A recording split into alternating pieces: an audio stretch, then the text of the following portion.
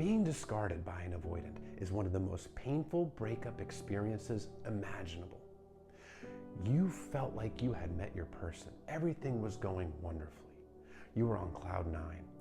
This person was really into you, and there was a connection and a chemistry that was out of this world.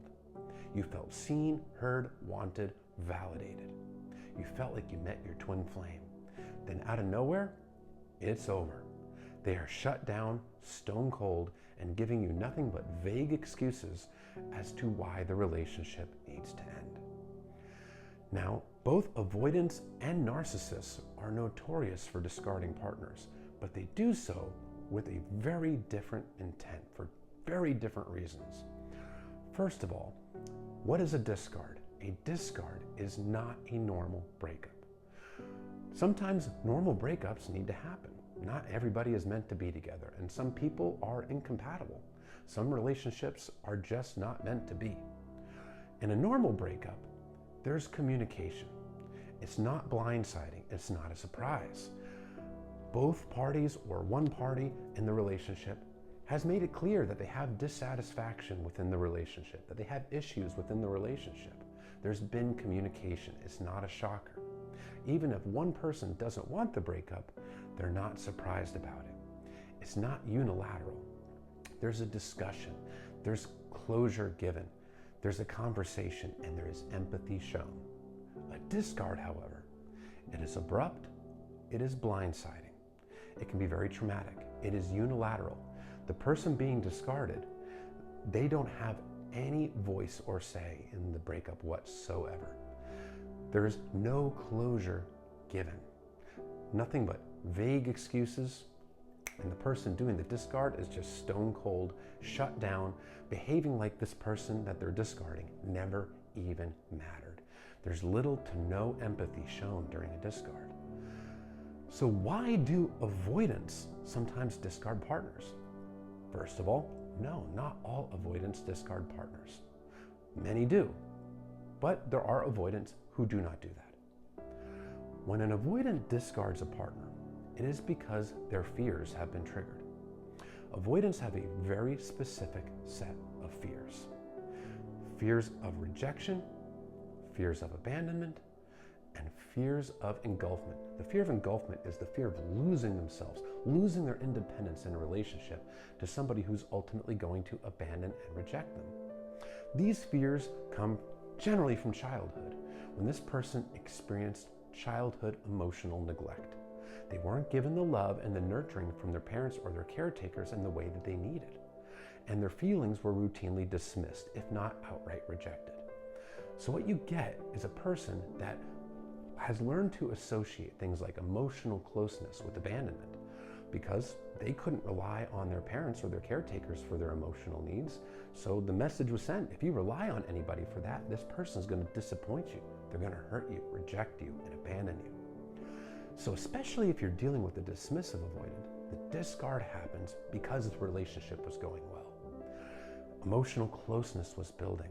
There was a real connection, there was a real chemistry, and the person being discarded was actually starting to break through that wall that the avoidant has around their heart.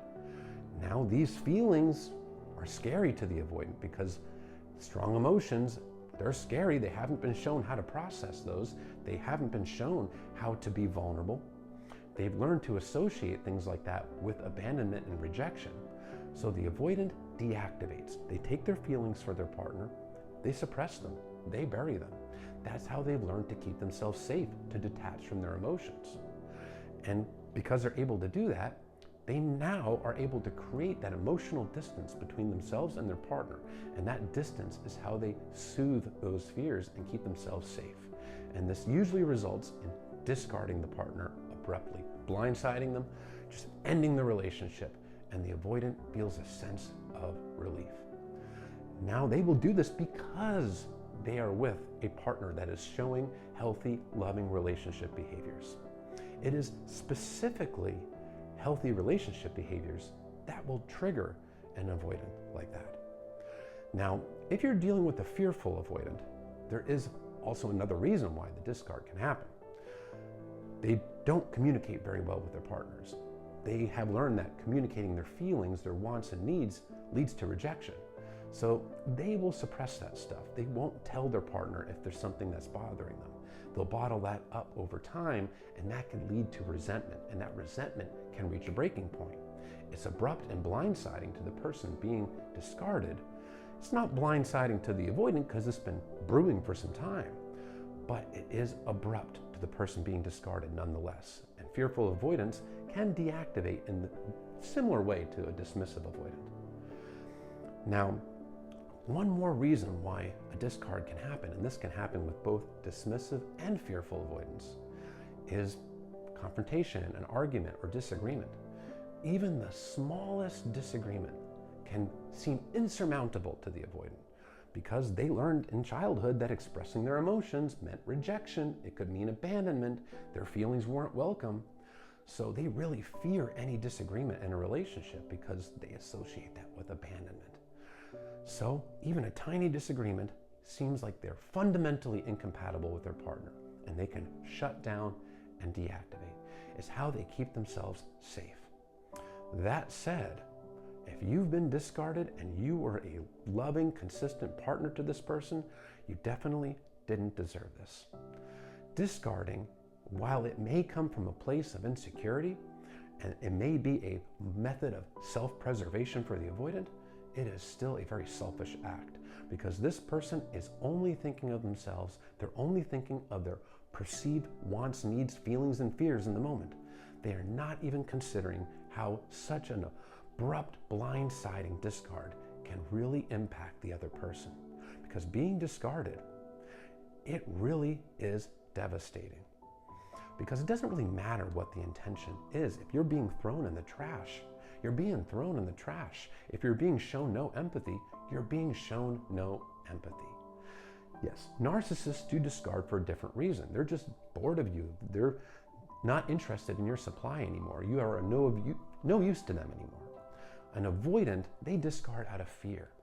But either way, it doesn't really matter when you're the one being discarded because it's still painful and quite traumatic, and you didn't deserve it. The discard is always a reflection of the person doing the discard. It is never a reflection of the person who got discarded because healthy people do not discard partners. Yes, breakups, they need to happen sometimes, and that's okay. But discards are not what healthy people do. They are what insecure and selfish people